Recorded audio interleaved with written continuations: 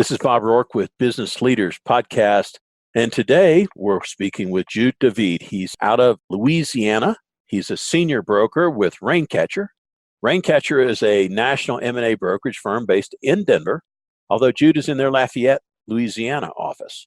As a Louisiana native turned corporate attorney and investment banker, Jude is a passionate devotee professionally to corporate development through organic growth, business consulting, strategic planning, merger and acquisition negotiation, acquisition integration, and other partnership or venture structures. Although Raincatcher is designed to operate in a team environment, Jude's primary role is negotiating deals to closing in the back half of the transaction. Jude, welcome to the show. Thanks for having me. I'm excited to be here. Absolutely. For a guy from Lafayette, I don't detect a great deal of accent. What the heck happened? Yeah, I don't know. I fish down on the bayou, and so I get plenty of accent around me. But somehow, I guess with being a person with too many degrees, I ended up going to too much school and lost my accent. It'll happen. I grew up in the deep South myself, and 40 years in Colorado will kind of take and get rid of that as well. Well, with that being said, bring us up to speed. How did you get to where you are now as far as your background and your journey? Sure. Yeah, I was born and raised in South Louisiana, a town called Lafayette, about 120,000 people. So big for Louisiana, but small by big city standards. And we are a good Catholic community. I learned to love God and family first. Always work hard, work to live and not live to work, I should say. So it's good community values that we have. And I find some of the most successful people in life are some of the hardest workers I know, but they always find ways to put family first, be really good role models to their kids. And that allows them to have the energy and the drive to be really good at what they do. So I've always tried to emulate that. I practiced merger and acquisition law for a long time after graduating from MBA school and law school. And I was very fortunate. Got in with some great people and had tremendous success. Right people, right place, right time, and a whole lot of hard work really added up to a ton of success very early along in my career. And I was put in a position where I really had to swim or else I was going to sink. You got thrown in the deep end really early, and there's nothing like experience when it comes to mergers and acquisitions. I've been very fortunate to have clients with tremendous character and talent to help form me along the way as well. Probably put way too much confidence in me early along, and it allowed me to succeed.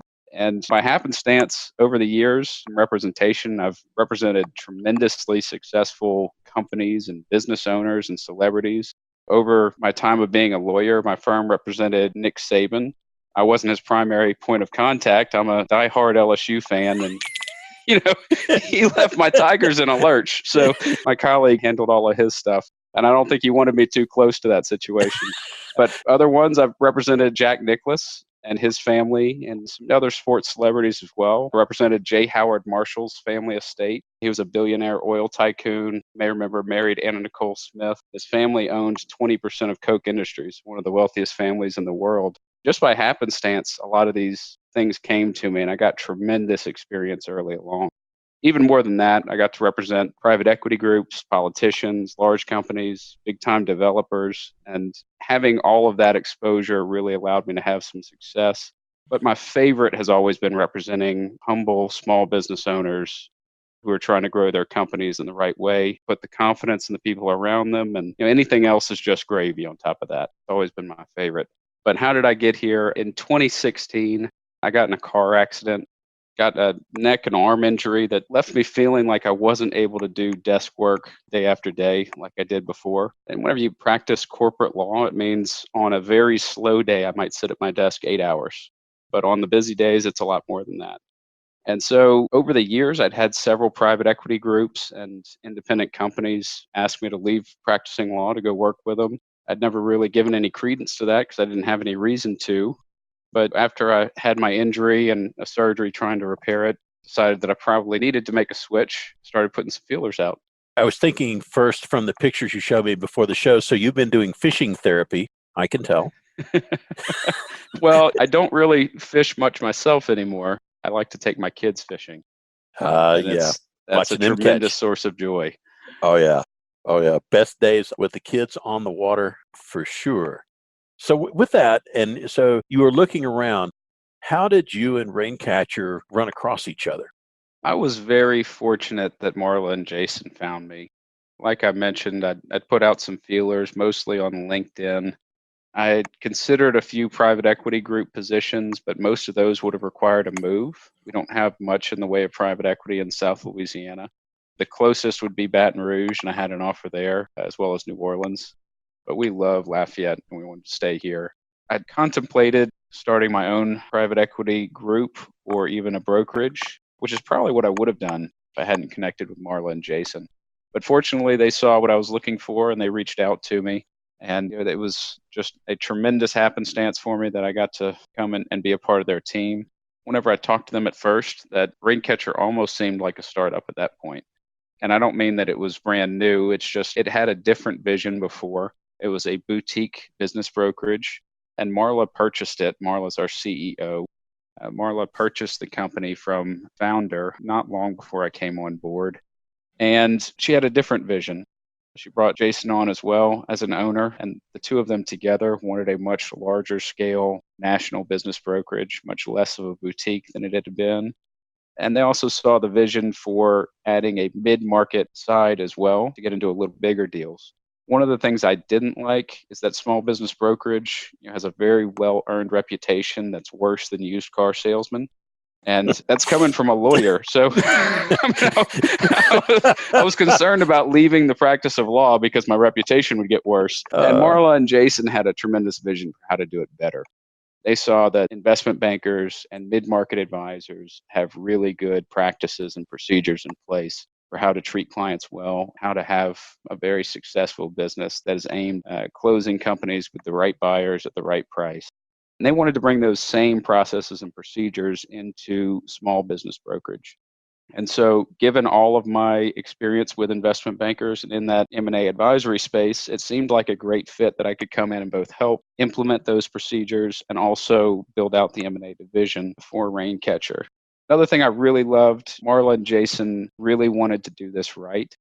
They wanted to make sure that they took about 6 months off from even bringing in new leads for sales so they could build out those processes and procedures and really have something built so that as soon as it caught fire and we build out the team, then we can scale it and grow it into a really large scale national broker. For me, it allows me to use my entrepreneurial mind to grow a subset of the business in the merger and acquisition advisory space while having a perfect team to support me from the business brokerage side and also in this space as well. Perfect marriage for us. Gives me everything that I need and all the support that I need, and hopefully I'm a good fit for them as well.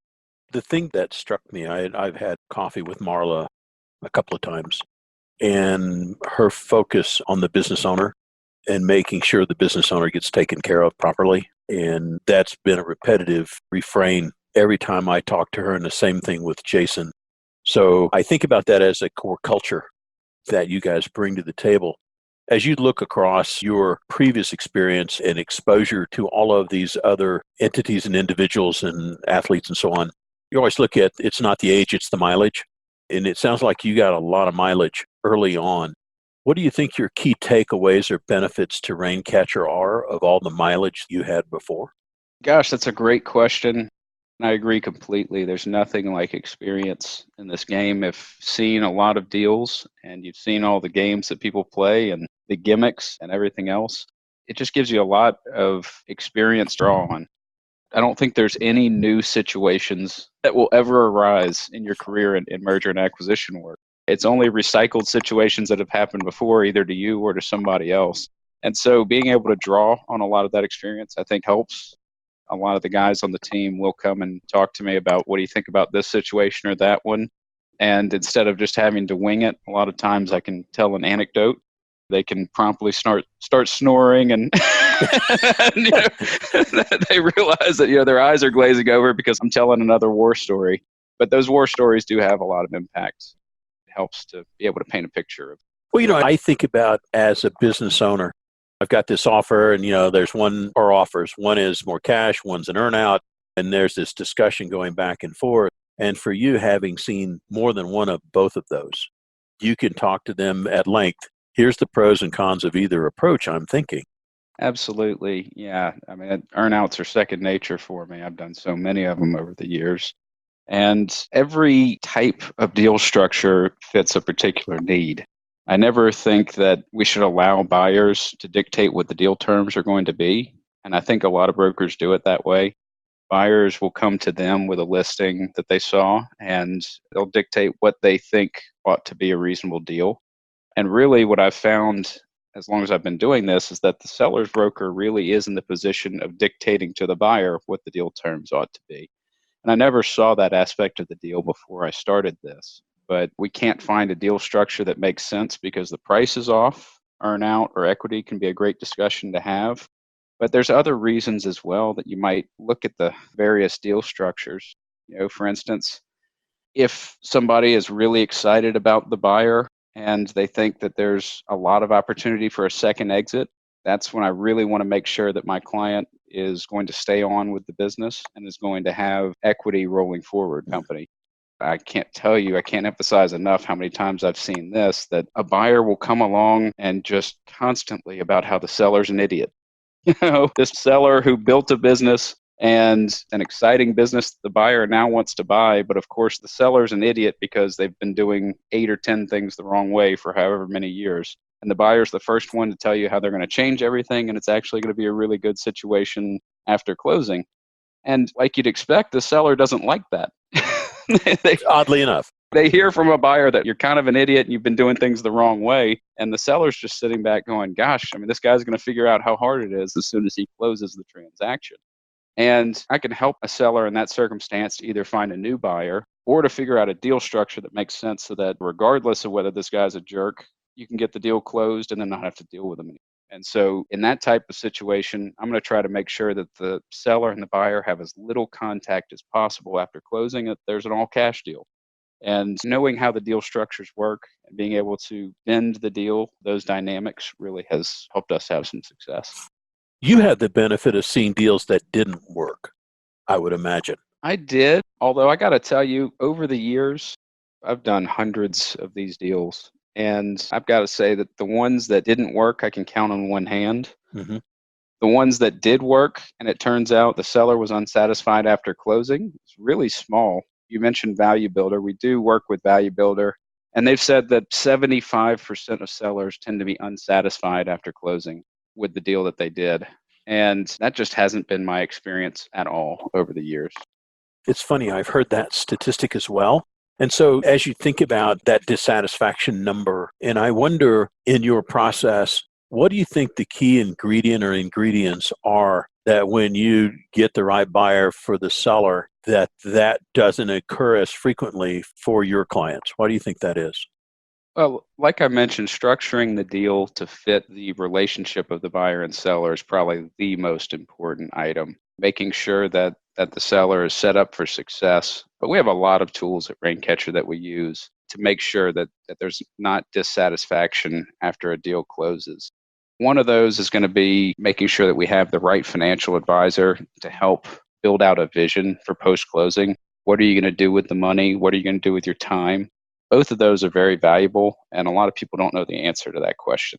But a big part of it as well is making sure that they're ready to sell before they go to market, that they're not trying to force a sale, and also making sure that they're just comfortable with what their life is going to be like after they get to a closing, not being a business owner anymore, not being the person that gets reported to at the company.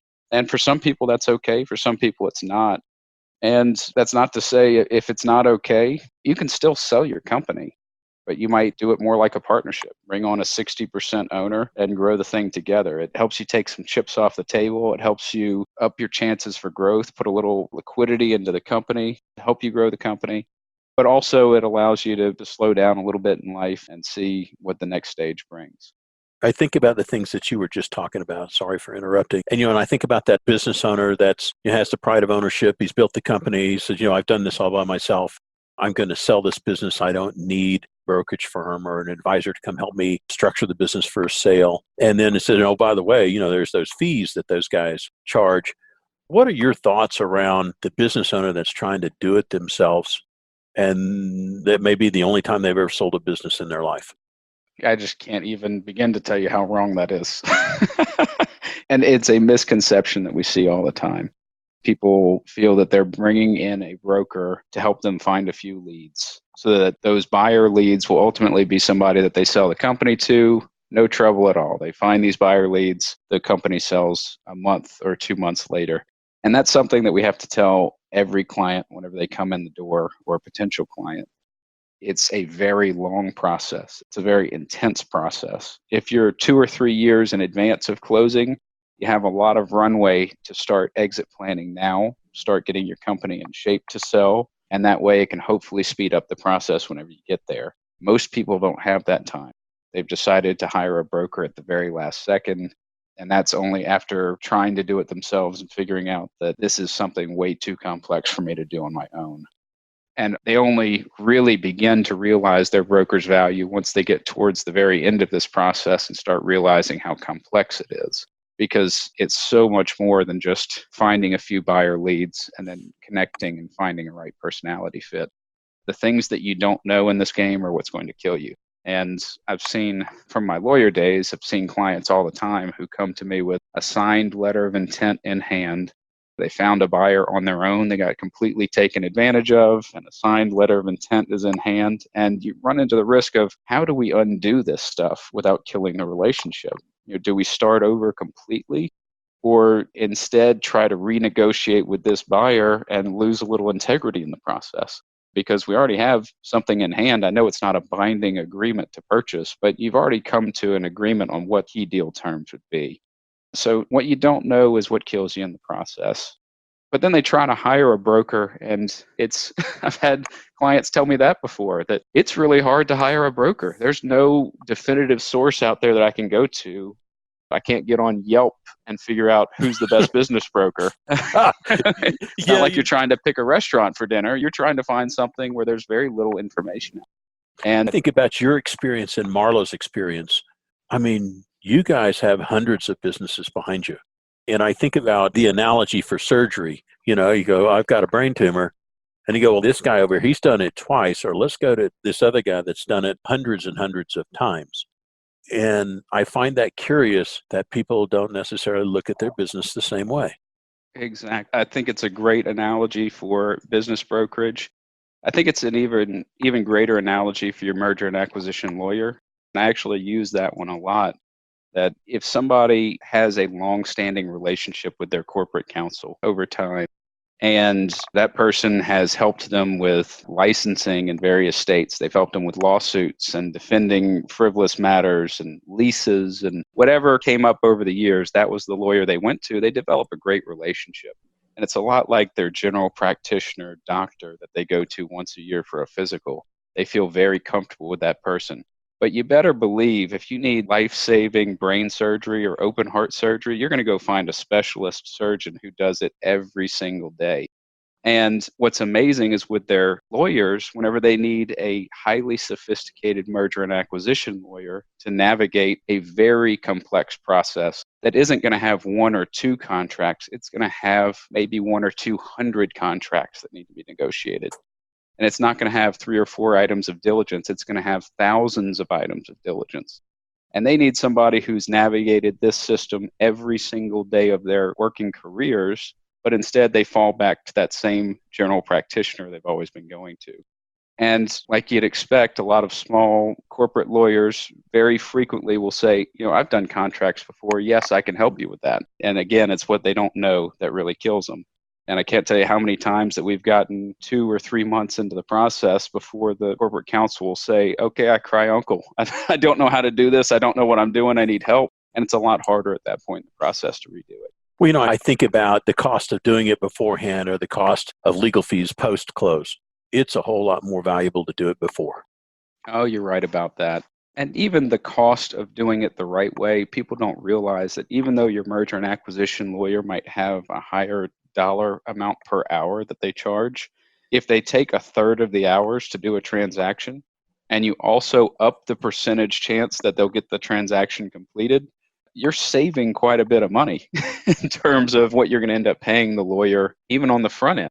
Not to mention all the back end benefit that you're talking about, but it's actually significantly cheaper on the front end. It's interesting in some of the other stuff that I've worked with, there's a broad commentary that the business owners don't know what they don't know. I absolutely couldn't agree with that more. From your perspective, when you go, what are the chief things that you think that the smaller business owners that you've run across, is there a common theme on the things that they just plainly don't know? Sure. Very frequently, they don't have a clue about what their company's worth. They'll come to us needing a valuation. And if you ask them what they think the company's worth, they don't even know where to begin. They've heard stories about companies in their industry selling, and it might be a company 10 times their size, but they'll say, well, that company sold for $20 million. And so hopefully something around that size. You start saying, yeah, but they're a company doing 100 million a year in revenue. You're a company doing 500,000 a year in revenue. It's probably not quite the same. And so it's a little bit of a disconnect, even to know what you might get whenever you go to market. But the idea of what it's going to take to sell their company, the typical impression is this is going to be a process of a month or two. Like selling a house. It's like selling a house. We're going to go find a buyer. We're going to hire a title attorney to essentially sign the papers that say we're transferring the title over, and that's going to be it. And so it's a very, very intense process. It's going to take a very long time. And most people, because it's so simplistic in their mind versus as complex as it actually is in the real world, are going to try to shop that kind of service the way they do with anything else. They're going to try to find the cheapest price they can get, try to find as much as they can do on their own without relying on trusted advisors. And so we're working against a lot of that internal notion that the owners have. What made them so successful as a business owner is being able to figure things out as they go and being able to figure out what works best for their business. And what we have to convince people to do is cede control. Take a step back and realize that this is an area where you actually need a trusted advisor. This is not trying to cure the sniffles. This is trying to do complex brain surgery. I think about that, as an analogy, right? What you're looking for is the best of the best, is really what you're after. Even in surgery, you've got the surgeon that's doing the procedure. You've got the anesthesiologist. You've got a bunch of other professionals, the radiologists, everybody that's involved. When you're trying to build your team, you want to have the absolute best talent in each position. It's like having your football team and everybody has the same skill set. That's not going to happen. You're right. It's really interesting that you use the analogy of selling a house because a lot of people do think of it that way. And there are bad brokers in all kinds of different fields, but I think most people have seen that there are good and bad brokers when you try to sell a house. I've certainly seen it through my real estate work. And if you find a really great broker, they could probably sell your house with a few phone calls versus a lousy broker who's going to take pictures of your house, let them sit on the internet for months or years, and ultimately they'll drop the price several times in succession before selling your house for a bargain basement price. And you might not even be able to get them on the phone. It can really be that bad sometimes. And business brokerage is exactly like that. There's tons of brokers out there who seem to just not care at all what their success fee is on the deal because if they're not going to do that much work anyway, it's just a numbers game. Let's sign up a lot of people and hopefully we'll close a few of them. Mm-hmm. So why not cut the rate to 4%? If I don't have to do much work and I can earn a lot of business by cutting my rate to 4%, why not do it? And that's the mentality a lot of people have. But we don't just throw it out there on the internet and hope for the best.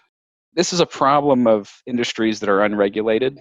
You can have really lousy service and really great service, but not a lot of information to be able to determine who's the best one. And so our clients come in thinking that we're going to find a few leads for them. And so their inclination is to find a broker who can do that at the lowest cost, who is going to go get me those leads of buyers at the very lowest cost. The best thing I can do is to help my client understand a few simple facts. One, most brokers are unsuccessful at selling companies. By that, I mean they have a track record of selling less than 50% of the companies they take in. That happens because they view their job description a different way than I do. Number two, a broker should be the person who gets a company ready for sale, makes the best case they can about why the company should be sold, advocate for the client along the way, and really carry the burden of selling the company. And if you do all of that, you've really earned your commission at the end of all of that. Those are a lot more steps than just finding the right buyer for you. I think about a couple of things that came to mind. For the business owner out there that's going like, I really appreciate what you just said. And before I forget, how do they find you on social media, by the way? You can find me on LinkedIn. I'm Jude David with Raincatcher. I don't do Facebook or any of those things. I never have. But you can find me on LinkedIn, or if you go to raincatcher.com, we've got all of our profiles on. So for that business owner, right? So as they're trying to interview and understand the differential, what are the key questions that business owner should ask anybody that they consider to contract to help them sell their company? What are the key questions? A hard thing about it is, again, you don't know what you don't know. So you Mhm. might ask these questions trying to poke some holes in the answers. And if you don't have at least a cursory understanding, you may not understand whether they're giving you a good answer or a bad one. Mhm. But one of the things that everybody should know from their broker is, what's the valuation for my company? What can I reasonably expect to get if I take my company to market? And then how long is it going to take to do that? Tell me the steps. What do we do before we go to market? Once we launch, where is it going to launch? And then how am I actually going to find that buyer and negotiate the thing to a closing? If anybody tells you that you're going to be able to sell your complex organization that took you years to build and they're going to do it for you in 3 months, they're lying to you. And so it may sound really great when they tell you that, but they're lying to you. You should expect them to lay out a process like we do. We've got several steps before we go to market. First, we do due diligence so that we can find all the information that a buyer wants to know about your company. Second, we do an FAQ, which helps us to know everything about your company from a qualitative sense.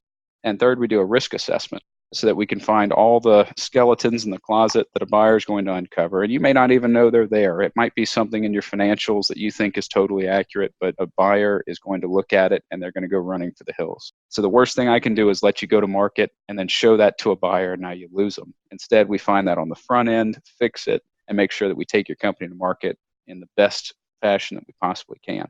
And all while we're doing that, we go ahead and put together a confidential information memorandum, which is a marketing document that we present to buyers along the way.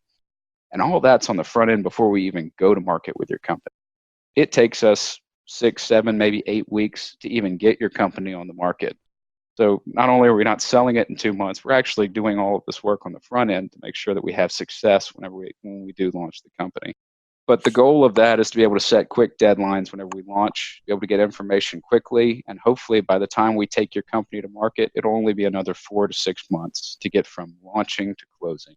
And that's about as quick as you're going to be able to do it, unless it's perhaps a company where you're selling simply contracts or selling an online service with not much diligence. Those might go a little bit faster. But nearly every complex company with contracts and employees, you can expect a minimum of 5 months from the time you sign your engagement letter to closing. And even that would be pretty fast. I was thinking about, as you were talking, two things. So let's say that I'm your client and you go and do your due diligence. You go, Bob, with your company, half of your business is from one particular client. And given what you said you wanted and given what it looks like your company will get, you're not really there. What happens when you run across a company that has a glaring hole in their bucket? What advice do you offer that business owner? Well, I wouldn't immediately say, no, we can't deal with that. I'm going to explain to them how it makes their company less attractive and how it's going to have an impact on price. And we have had that situation of even a single customer. We've had companies that we have listed where there is literally one customer, and it can be very hard. But we had a software company like that this year that had a single customer, and we knew that would have an impact on value. And we took it to market, and there were tons of interested buyers. And we negotiated a fantastic transaction, and we had it closed in less than 5 months, start to finish, less than 5 months. Now, that was a software platform company, and those tend to be pretty exciting, and people want them. We've had other ones that are a little bit more labor intensive, and they're harder to sell. And so if a client comes to me and we feel that there's still a strong possibility of getting to the closing table, and since we work on success fees alone, we better make sure there's a strong possibility of getting to the closing table. Here's what I think we can do. If you still want to move forward now, we're here with you.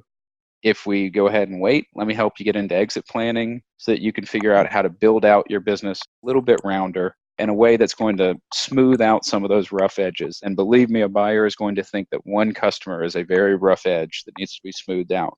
And so it may take us 6 months or a year or even 2 years to help that client go to an exit planning group, really smooth out those rough edges, and hopefully they come back to us. I think about that business owner, I'm going to sell it on my own. And they're going through this process unaided effectively. In your experience, what happens to the behavior and revenue of that company when the business owner is distracted by trying to sell it? Gosh, even if you have a trusted advisor, it's hard to keep your eye on the ball. And I've seen that plenty of times. But the reason we get paid pretty handsomely on what we do is because it is very labor intensive to go sell these companies. Even if you really know what you're doing, it takes very dedicated concentration to be able to go sell one of these companies. And so you're absolutely right. Folks that try to do it themselves end up taking their eye completely off the ball for running their company and typically see the company suffer, not necessarily immediately, but over time. And because they don't realize how long and complex the process is, they don't realize the impact it's going to have as you get closer to closing.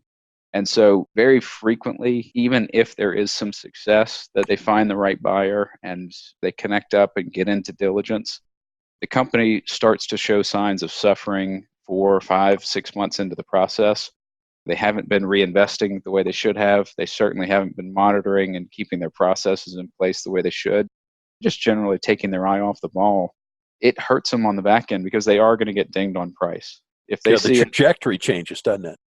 Yeah, I mean, the buyer's not as excited anymore. And so even if the buyer still wants to close, they don't want to do it at the same price. They had projected 15% growth, and instead of 15% growth, it was flat.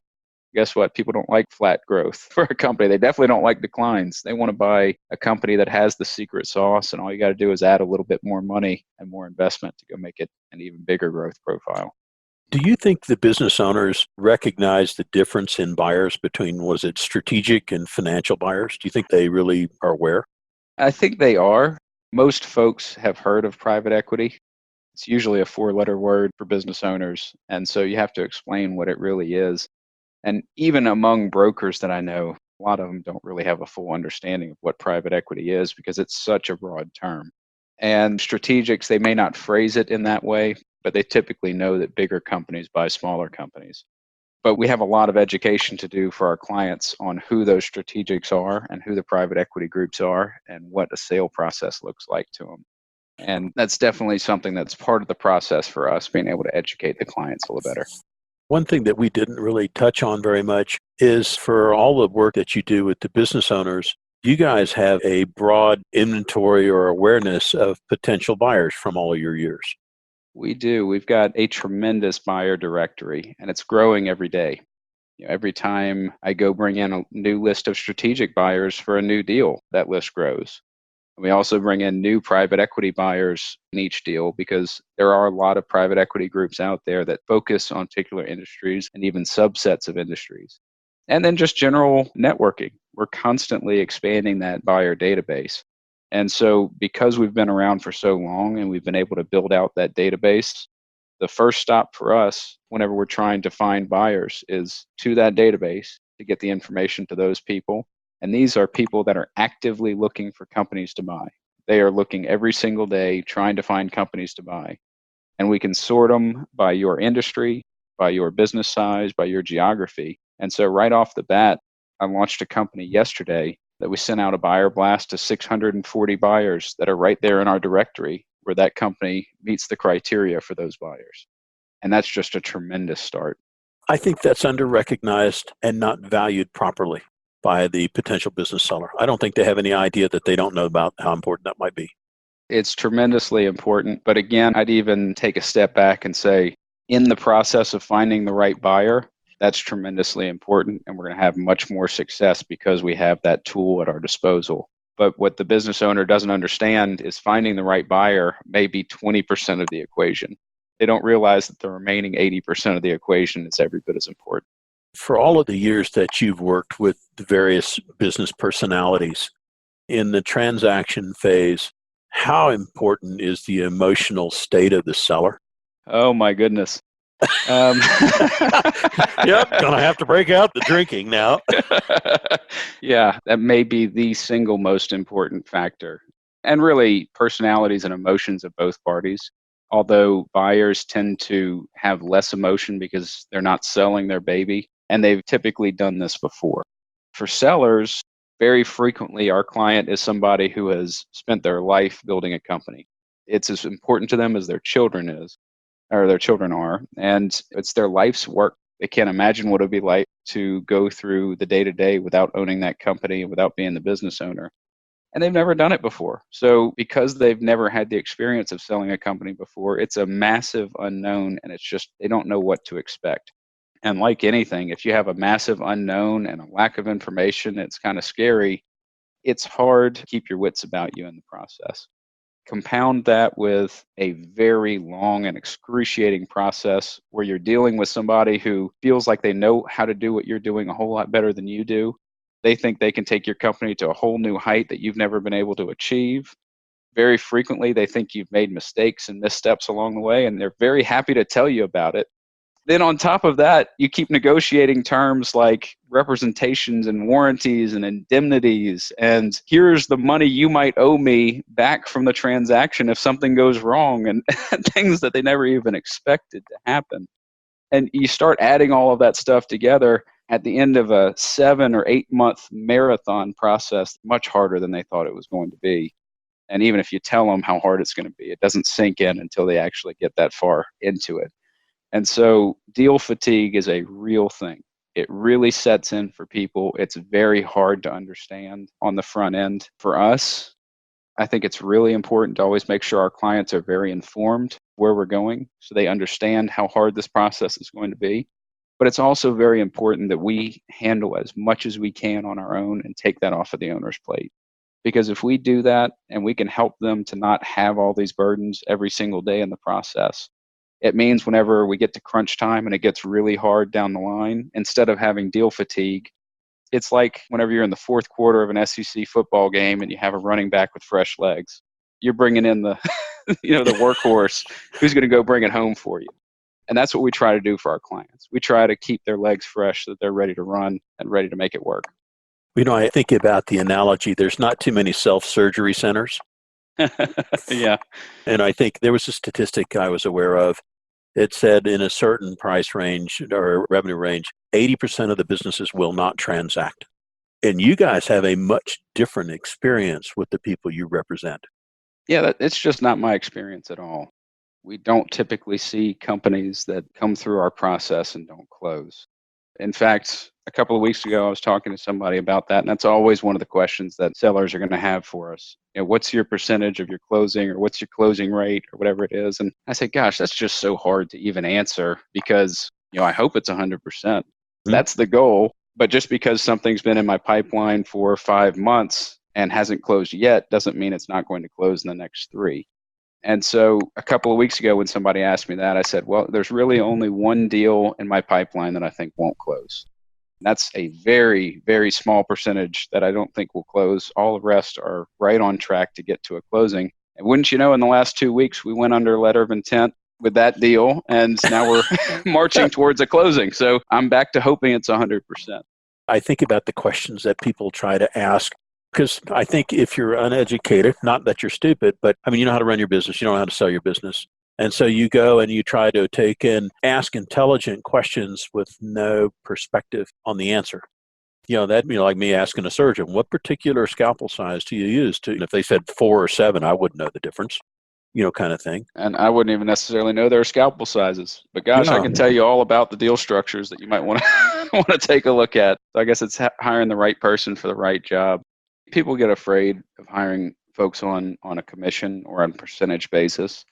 And the best way I can explain that to you is if I can go get you 40% more deal value, wasn't it worth it to you to pay 10% to me to do it? And to go like, might I have 2 of those, please? Yeah, exactly. Let's have as many brokers as we can get in the mix to get that deal value up. Facetious, of course, but yeah, but sometimes it's like a head slapper, which kind of goes back to the point of the business owner. I'm a business owner, and I admire them, always have.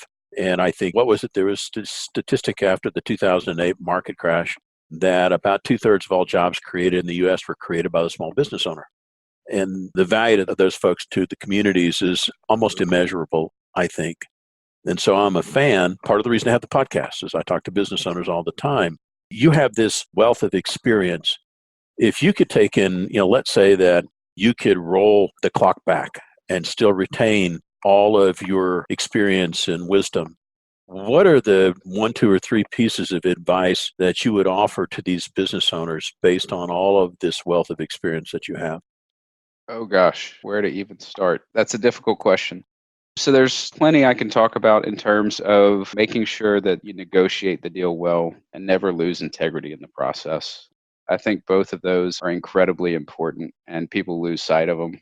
I guess it's because they can be really good people, but this is the biggest decision of their life. This is their nest egg that they're hoping to sock away, and it can be very difficult for them to keep their wits about themselves while trying to get through the process. I think some of them even self-sabotage because they get so scared and they just want to go back to running their company. And so I think hire the right people, have a great plan, and keep your wits about you to make sure that using the integrity you always use in your business whenever you're trying to go through the sale process. And make sure you understand what your own goals are whenever you're doing this. It's very easy for people to lose sight of what it is they're trying to achieve. For instance, if you started this process and realized, I want $5 million to sock away for retirement, and that's going to be my goal in the process. If you sat down and you had that thought go through your head and you decided that was your plan, and you can keep your eye on that goal, then you can let some of that minutia go as it pops up during the sale process. If you can't keep your eye on that prize and know what your goal is, then everything affects you so much more. Every time somebody has a discussion about what's needed in terms of contracts and purchase agreements and whatever else, it all starts to be personal and it starts to feel like you're getting attacked. That's really just not the case. It's how do I get to my goal and how do I get to the other side? Generally speaking, if you haven't made the decision to sell your company yet, the big piece of advice would be sell in the good times. And this comes from a lot of experience because I see sellers all the time. They come in and they just think to themselves, I'm doing better now than I've ever done with my business. Why would I sell? And they wait until that big 4 or 5 year growth streak that their company is having is over.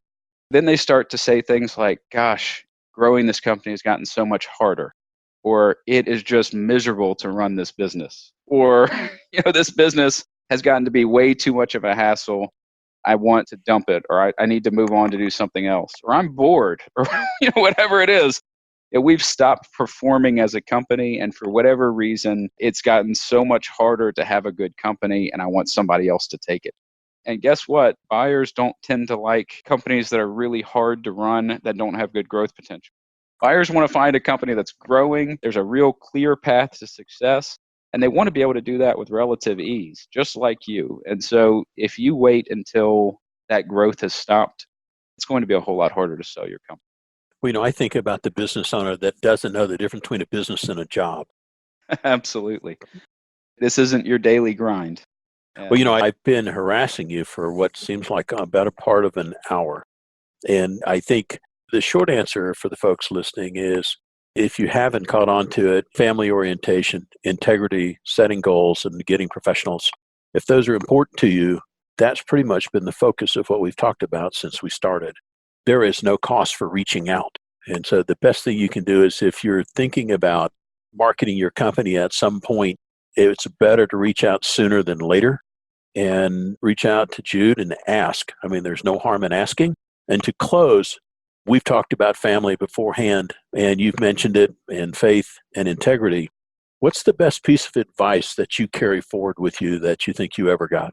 Oh boy, that's a good one as well. I think I'd go for 2 of them. One is from a lawyer that I worked with very, very early in my career. He said to me, never bluff. And if you've ever played poker, you know how important it is to be able to have a good poker face and bluff. He said, when you're negotiating, never bluff. It's great if you want to give ultimatums, but you better say what you mean and mean what you say, because as soon as you lose credibility in the deal process, it gets a whole lot harder to move forward. I do that all the time.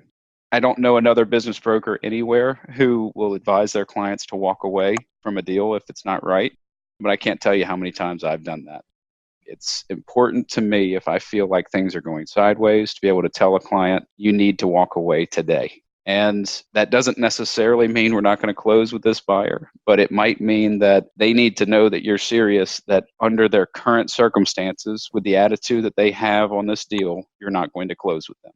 And either they come back and they have a better attitude, or they don't. So never, ever bluff. The other one I got was from a president for a private equity fund that I represented for a lot of years. So in my law days, I represented buyers as well as sellers.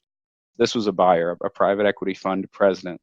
And it wasn't necessarily advice. It was just an observation of what he did. He never sweated the small stuff.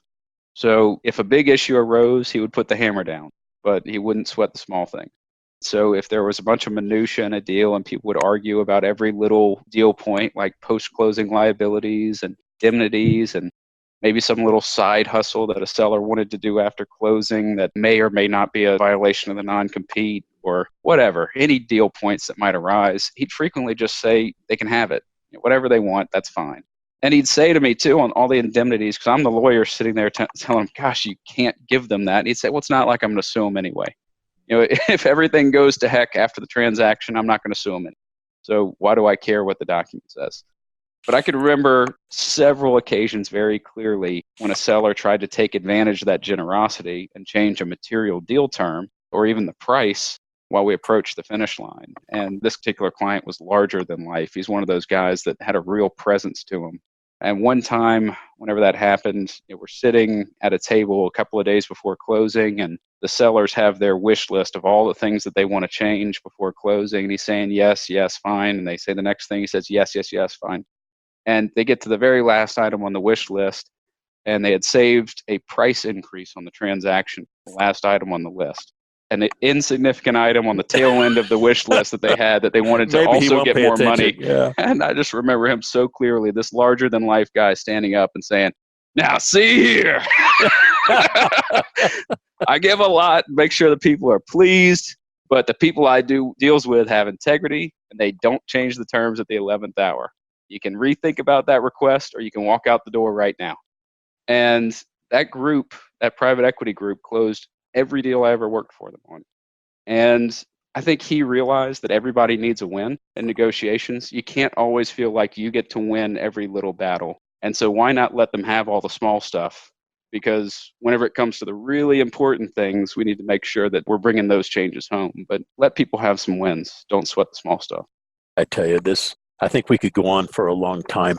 But again, for you folks out there listening, this has been a very useful and informative episode. And if you don't take anything else away from this, make sure if you have a question and you're a business owner and you're thinking about doing this, or yet you're a business owner that's had a rapid change in your circumstance, health issue, and you have to get busy and do something, make sure you reach out to Jude.